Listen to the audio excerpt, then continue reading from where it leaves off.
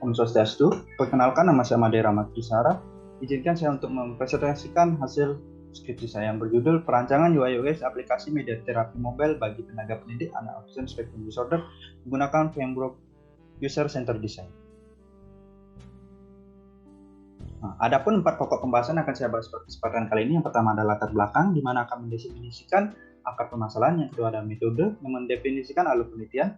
Yang ketiga ada hasil dan pembahasan yang memaparkan pembahasan dari hasil penelitian yang saya lakukan. Dan terakhir adalah penutup yang berupa kesimpulan dan saran.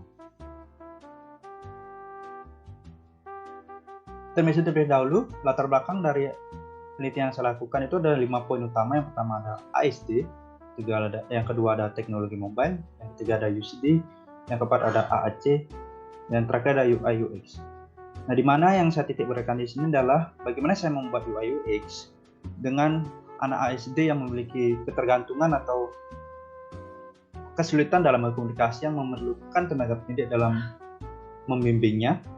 Selain itu, teknologi juga akan membantu dalam mempermudah layanan pendidikan, itu berupa AC atau Augmentative and Alternative Communication System, di mana anak autis ini akan cepat belajar jika itu merupakan sebuah visual atau yang saya sebut sebagai visual learner, di mana dari semua itu akan dikaji atau dibahas dalam sebuah metode yang bernama User Centered Design karena berkaitan dengan task, need, information oleh user itu sendiri. Nah, ini merupakan metode yang saya lakukan atau lebih jelasnya akan saya paparkan seperti berikut. User Centered Design itu sebenarnya memiliki 5 tahapan. Yang pertama itu ada plan the user centered design process, yang kedua ada understand and specify context of use, yang ketiga ada specify user and organization requirement, yang keempat ada product design solution, yang terakhir ada evaluate design against requirement. Nah, dalam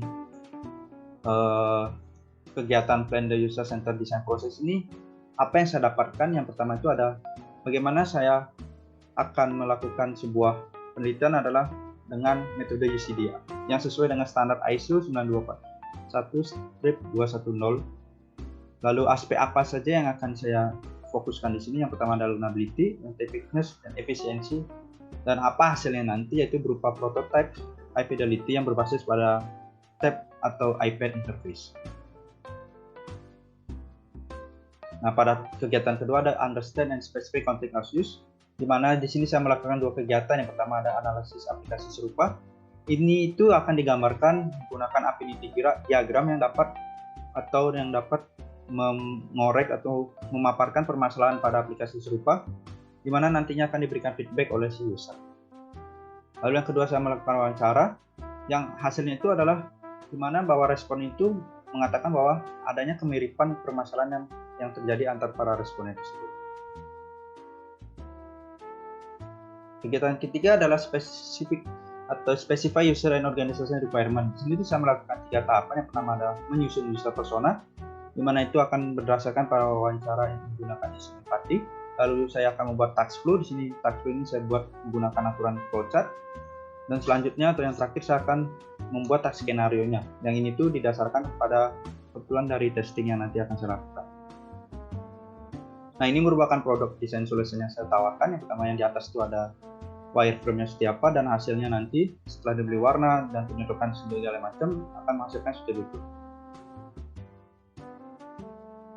Nah, lalu bagaimana saya melakukan evaluasinya? Di situ saya melakukan dengan 2 metode. Yang pertama ada CW atau Cognitive Walkthrough dan SUS atau System Usability Skill. Nah, CW itu saya melakukan pencatatannya menggunakan tools yaitu MES dan instrumen CW. Selanjutnya juga pada SUS juga saya menggunakan instrumen CW.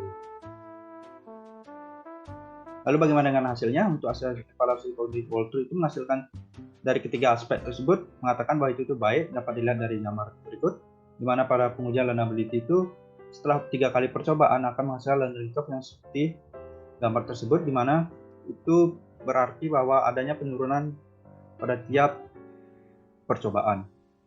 Nah, hasil dari efektivitasnya juga menunjukkan hasil yang baik, di mana itu menghasilkan nilai 90% yang itu menandakan bahwa desain aplikasi yang saya kerjakan itu efektif.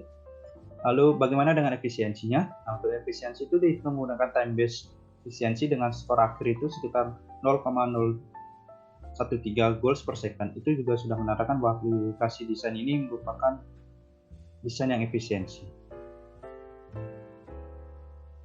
Nah, untuk evaluasi sistem usability skill-nya mendapatkan nilai sekitar 70-an, di mana tingkat penerimaan dari responden itu masuk ke dalam kategori acceptable, tingkat grade scale-nya masuk ke dalam kategori C, dan adjective rating-nya masuk ke dalam kategori G.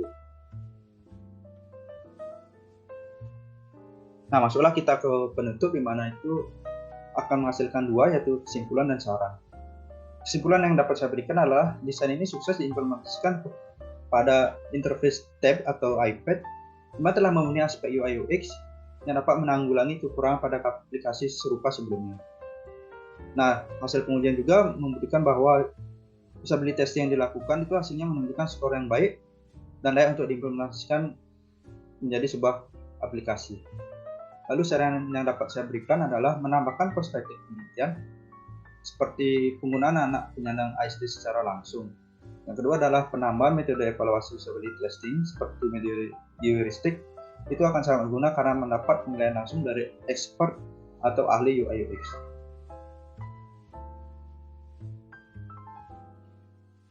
Nah, berikut dokumentasi selama saya melakukan penelitian. Sekian dan terima kasih. Mohon maaf jika ada salah kata. Om santu.